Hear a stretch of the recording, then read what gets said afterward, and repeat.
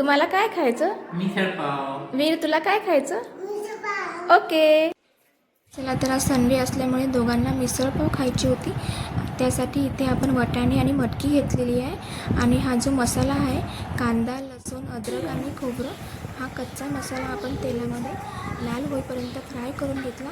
आणि त्यामध्ये मी टमाटर आणि कोथिंबीरसुद्धा ॲड केलेली आहे. हा गरम असल्यामुळे थोडा थंड होऊ दिला आणि मग मिक्सरमधून बारीक करून घेतला.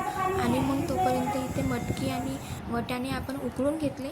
आणि हे छानपैकी उकळल्यानंतर तो जो मसाला आहे तो तेलामध्ये छान फ्राय होऊ दिला. थोडा लालसर होईपर्यंत फ्राय होऊ द्यायचा. आणि मग त्यामध्ये लाल मिरची, हळद, काळा मसाला आणि मीठ ॲड केलं. हा मसाला छान तेलामध्ये 5-10 मिनटं तरी फ्राय करून घ्यायचा. आणि मग त्यामध्ये मटकी आणि वाटाणे ॲड करायचे. आणि ॲड केल्यानंतर छान एकजीव करून घ्यायचे. आणि हे एकजीव झाल्यानंतर यामध्ये थोडं पाणी ॲड केलं. आणि पाणी ॲड केल्यानंतर कोथिंबीर ॲड केली. आणि मग नंतर एक छान छोटीशी उकळी येऊ दिली. आणि उकळी आल्यानंतर आमची मिसळपाव रेडी आहे. तुम्हाला आमची मिसळपाव कशी वाटली कमेंटमध्ये नक्की सांगा.